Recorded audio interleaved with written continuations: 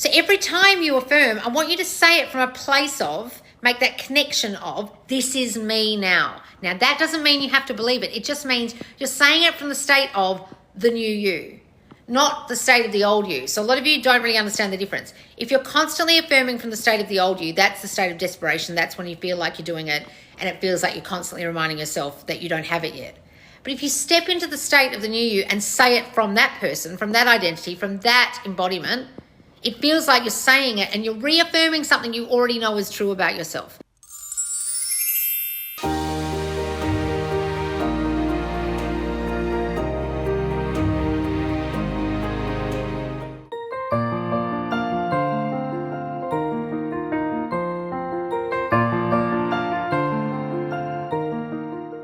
All right, guys, let's go to the Loz lesson suggestions in the Subconscious Loz squad group to find out what this lesson is going to be. Now, I'm going to combine two suggestions. One's about flipping thoughts and one's about affirming.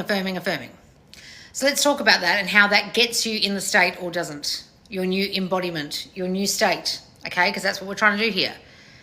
Banish the old identity we used to be, the old self-concepts we had of ourselves, and have new concepts of ourselves to step into our new I amness of self, because we always are I am. Now we're just trying to be the I am that's not the old I am, the old identity, because the old identity created the current reality.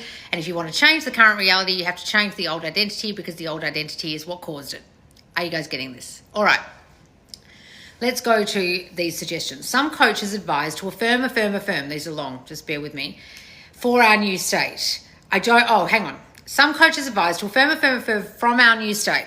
I don't mean robotic affirming, but I mean affirmations that are kept repeated as part of a mental diet to keep us in the state and also to reprogram our subconscious mind. Should we then affirm most of the time of our day as often as when the desire pops in? Okay, so when the desire to affirm pops in, should we affirm? I know how important self-concept is. It's all there is. It's your concept of yourself. So if I would focus on affirmations for my self-concept and repeat it as much as possible, would that help me? Well, of course. Or should we mainly focus on embodying the new state? Guys, anything you're doing is to embody the new state. So you guys are a little bit confused because some of you find it very difficult to embody the new state. Just like Bing, if you did, it'd be here by now. Second one says, when you're aware of your fearful thoughts, do you just notice them and let them pass, or do you flip every single one? I feel like sometimes I try so hard to flip the story that I rather get into a state of desperation than of the Sabbath. Now, let's go into this. In both these suggestions are talk of embodiment of the state and the Sabbath. Now, what is embodiment of the state? Embodiment of the state is what we're aiming for here. The new state of you, as I described at the beginning, that's the opposite or different from or the antithesis to what created this out here. So if what created your circumstances out here were thoughts of being unloved or being unchosen, and a third party's come along, you now have to embody the state of the person who constantly thinks they're chosen, persistently embodies the state of a person who is not threatened by others or there's no competition to them, right? You are loved, you are wanted by your person. Therefore, this reality that you created with thinking you aren't enough, you aren't loved, there's competition, will go away, because it will no longer reflect from you out into the reality, create a reality that you can now see that's tangible, because you are no longer creating that state within, therefore it can't be reflected without. Okay? Then this person's talking about, do we just flip thoughts all the time, or is that the opposite, because it seems like desperation and then we aren't in the Sabbath? So in religious terms, the Sabbath means a day of rest. Understand that the Bible or the Torah, if you're talking about the Jewish faith, is all about metaphoric and parabolic meanings. Parable meanings, okay? Parables. It doesn't mean literally the day of rest. It doesn't mean a Sunday is when you don't work, right? Just like 70 times 7 doesn't mean 70 times 7. Okay, so I want you to understand that the day of rest is the day, the time, the state you finally get into where you don't feel the need to create the new, because you already are it. You have embodied it. It is done. Amen. That's what the Sabbath is. So until you get into that state, the state of feeling like it's already done, you already are the new identity, you no longer have the thoughts of the old identity you used to embody, and now you have the new identity that you now embody. That is that peaceful feeling, or that I need do nothing to make it happen feeling, that is described as the Sabbath by Neville Goddard. How do you get into that? This is the thing that they're both asking. Because most of you, a lot of the time, don't feel that way at all. And you're desperately trying to get to that state, but you find it very difficult. Let me just plug my phone in, guys, because literally I'm about to run out of batteries. So I myself aren't in the Sabbath all day long. I myself haven't necessarily embodied the state all day. Occasionally I will have thoughts of the old me in the old identity that I have to. Now you can use the word flip, but that's not the way I would describe it, because saying flipping thoughts is very misleading, because it sounds like every single time you have an opposite thought than what you want to imagine, you feel like you have to take hold of that particular thought and reverse it, each individual thought. Well, if you're in the state right now where you feel unwanted, unloved, you're panicking, you're desperate, you've just been broken up with, for example, you're going to find that obsessive. You're going to find that, like this person said, feeling like you're desperate, because you're thinking old thoughts or desperate thoughts or worried thoughts or fearful thoughts constantly because of your circumstance. I'm not telling you not to change those thoughts, but I'm saying the manner in which you think them and the way in which you deal with them is the key here. The desperation of flipping each individual thought will make you go crazy. That's where anxiety will kick in. That's where people say they go into like spiritual psychosis, such a ridiculous thing, but people say that because it gets so desperate. It's not spiritual psychosis. You're literally driving yourself mad with flipping every thought, or people get into a delulu state, and then when it doesn't happen, they feel like they're in a psychosis because they wished something and it didn't occur because they didn't understand how to do this. I don't want you to misunderstand. However, it's whatever suits you and what stage you're at. So I am now at a stage where I understand this so well, I'm teaching it. Therefore, my level of changing my fearful thoughts, my level of ease into getting into the new state is very different than most of you, because I find this very easy now. I was trying to describe to someone last night when they said to me, I tried to manifest it, but it didn't manifest. And we were literally sitting there in the new manifestation of the thing this person was talking about. It had manifested. And I said, it has. And they were like, I said, it has manifested. It just took a while. And they were like, huh? Then I was also saying, they were like, well, what do you do when you have the thoughts that it's not working or you feel desperate? I said, I rampage. So I showed this person how I will rampage my new thinking, not necessarily flip every thought. I'll just go on a tangent about the spirit, the new essence of me, the new identity of me, what it is, or what I want people to think or say, or how I want it to be. And I'd be like, everything is working out for me now. No one can stop me. I'm creating my reality. I put thoughts in your mind. You're going to think what I say you're going to think. You're going to do what I say you're going to do. You're going to be what I say you're going to be. Everything works out for me now because I am God and I run this reality, and nothing on earth can stop this from happening. Whatever I want will occur. Whatever I want will happen because I'm God, right? Stuff like that.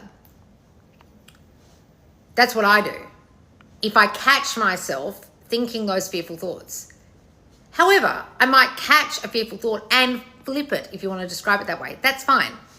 But sitting around affirming all day long to change your thinking, you've got to decide whether you're doing it from a fearful, desperate state or you're not. So I can't tell you guys categorically, give you definitives and say, only do it this way. Any coach you're listening to and says, this is the new fandangled way, or only do it this way, is a fucking moron. You should stop watching them, because they're literally doing clickbait of like, this is the new thing, and if you don't do this, it won't work.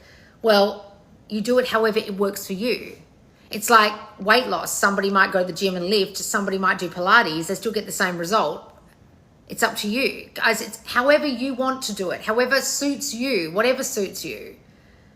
If you want to affirm all day, please go ahead. But if that makes you feel like you're in a desperation, in a desperate state, if it makes you feel needy, if it makes you feel like it's not here, I would highly recommend not doing that. I would recommend instead going and scripting or rampaging like I just did then for a moment, maybe a minute, 30 seconds, and then go about your day.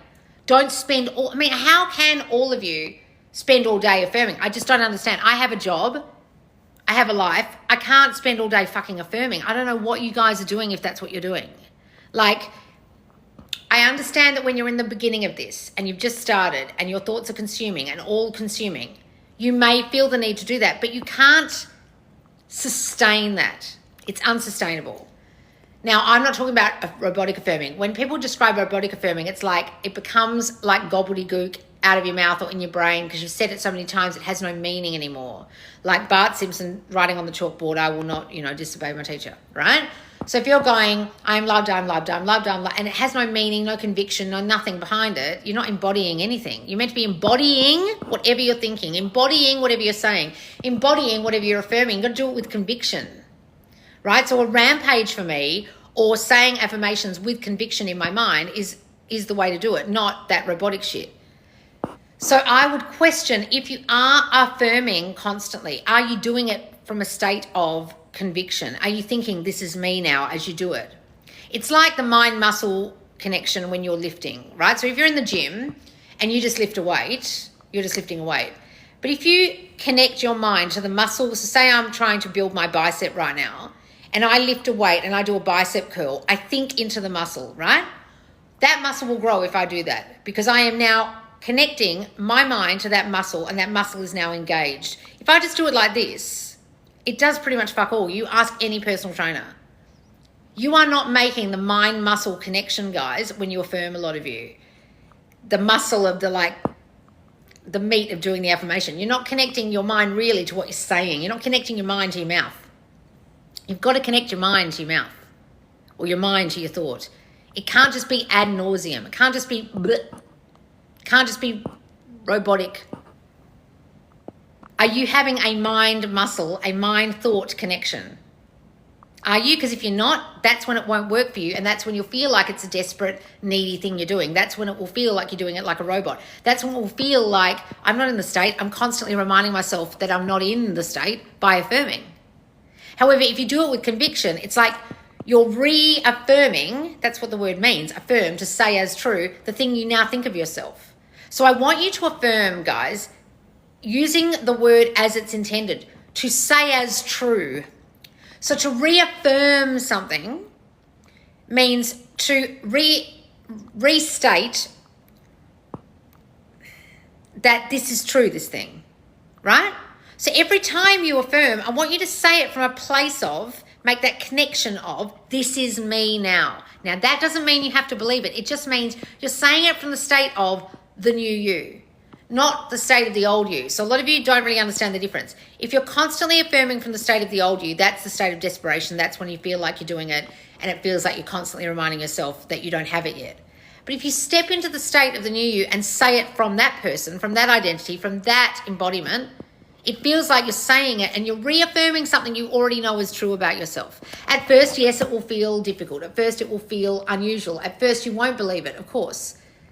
You don't have to believe it. You're just saying it as true, right? Does that make sense? It's like saying an oath, like swearing allegiance or something. You don't necessarily believe everything you're saying, but you're doing it with some conviction while you're saying that thing. You're not just reading out a grocery list. Are you guys getting the difference? So many of you feel that feeling of desperation when you affirm, or feel that feeling of desperation or neediness, or you're in the old state still, because you are, when you start this process. However, just understand that that is normal.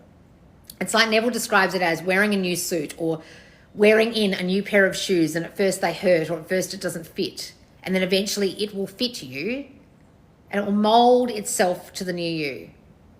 Those affirmations become you, right? Are you guys getting this? Who isn't getting this? I'm so happy to finally get it. Thanks for what you do for us. Oh, you're welcome, Annie. I had stomach pains and did exactly what you said in this live, and they went away instantly. Wonderful. I find it hard to do that. I had a headache the other live, and I was finding it hard because I was still talking to you guys, but normally I can do that kind of thing. Please explain why intrusive thoughts don't manifest. They do. Who the fuck told you they don't? What moron told you they don't? Of course they do. How did you create your bad circumstances? Of course they do. What an idiot. Who said that? What moron have you been listening to? Guys, every thought that you're having that's fearful is culminating in the state of the person who's embodying those fears, and therefore they will manifest. I'm really sorry. Did someone say that to you to blow hot air up your ass to make you feel better? That person's a moron. What I would have said, if you'd listened to me and you've got that from me, is stop saying intrusive thoughts. They're not intruding upon you. You're literally allowing them there. You're literally allowing them to stay in your mind. They're not intruding upon you. That's the most ridiculous expression, intrusive thoughts. They're just thoughts that you don't want. But whoever told you they don't manifest, of course they fucking manifest. That's how you created the bad circumstance you're now in. Please stop watching whoever said that. And it certainly wasn't me. If you're saying not every thought you have manifests, sometimes they fucking do. I'm sorry to scare you. You can have a fleeting thought that comes from the state of the old you, and you've been in that state for a long time, and it will manifest. I'm really sorry. Like, do you guys watch people a lot of the time just to feel better? Like, I'm not the account to feel better. I'm really sorry. Like, that's why I don't think I have as many followers as other people, because I don't make you feel better. I am not the feel better channel. I am the truth teller. Do you want the truth? Do you want to manifest this, or do you just want to feel better? You want a hug, or you want your fucking new reality? Which is it? Whoever told you that was just giving you a fucking hug for money. I don't hug people for money. Right? Like, I have bizarre intrusive thoughts is what I mean, like the disturbing, not something I do. Well, they're coming from somewhere. They're coming from the old state of you. You're causing those thoughts. They're not... Guys, please stop thinking things are intruding upon you. This is the problem with saying intrusive thoughts. No one's putting those thoughts in your head. You're doing it, darling. So investigate why the fuck you're thinking that way. It's coming only from you and what you think of you. No one's putting those thoughts in your head. No one's making you disturbed. What do you mean? Are you saying like you're schizophrenic? You're blaming the outside and blaming these thoughts on the way you're thinking. They don't come out of nowhere. Nothing you're thinking, guys, comes out of the nowhere. It's intruding. No, it's not. You are in a state that would think these thoughts. If you're a person who feels like everything you touch turns to gold, then you'll think that way. If you start fearing that it'll all go away, then it will start going away.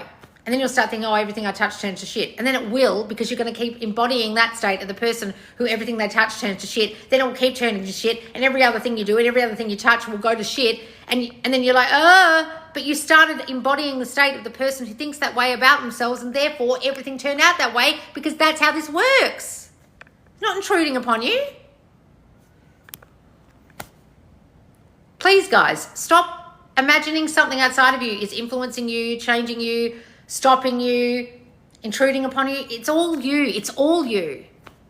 I have OCD. So if you have OCD, darling, have you gone and figured out why the fuck you do? That's a control issue. So what happened to you as a kid where you now have a control issue? Either you got abused or you felt not good enough in some way, and therefore you need that sense of control. It's not like OCD intruded upon you either. Why do you have that? How did you get that? Do you know yourself at all? Know thyself. So many of you don't know yourselves in here, and you expect me to read you like a book. Have you even bothered to read your own book? Open yourself up and investigate and think, what the fuck? How do I think this way? Why do I have OCD? What had happened to me as a kid that makes me, I know. Well, I had a really controlling mother who used to do everything for me and never let me do anything, and so now I have to do these things. Or I feel like my life's out of control and people always control me, so now I have to control this. Or something. I'm taking a wild guess because I don't know your book. I haven't read your book. You wrote it. Go and read it. The book of yourself. Know thyselves. Guys, some of you are in here expecting me to be like Yoda, giving you the fucking key to the kingdom, the answer to the universe, and you haven't even bothered to open the first chapter of your fucking book. You haven't even read the preface. And you expect me to read, I've read one sentence you've written on TikTok and I know all about you. Do you know about you? Go and fucking figure it out for yourselves. What do you think I do courses for? Why do you think I have this in the squad right now, new me, new them? Some of you don't even know what your current me is, let alone your new one. Fuck me. Come and join us. It's a year-long course. God damn it. Expect me to answer you in one sentence. Christ, guys, I'm not Yoda.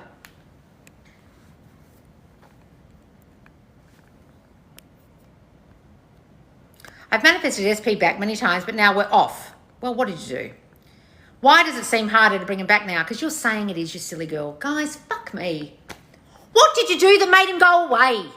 Oh, it just happened all by itself. I don't know how that happened. Guys, please, fuck me. You're the one thinking it's harder. It isn't harder, darling, but you're thinking it is, therefore it is. I think, therefore I am. If you think it's hard, it'll be fucking hard. Oh, so I'm doing this to myself. Yes, know thyself. Do you know thyself? You fucking don't. You all expect me to know you, but you don't know you. Go and introduce yourself to you. Oh, hi, Loz from the past. How did you end up the way you are? Oh, well, you know, all this shit happened to me as a child. Now I think this way about myself. Well, fuck, that isn't helping you, is it? It's creating this reality out here that you really don't want. Do you think you might want to change that constant state that you're in of feeling like you're not enough and people are competition to you and you're not enough as you are? Oh, yeah, that's really fucked up my life, hasn't it?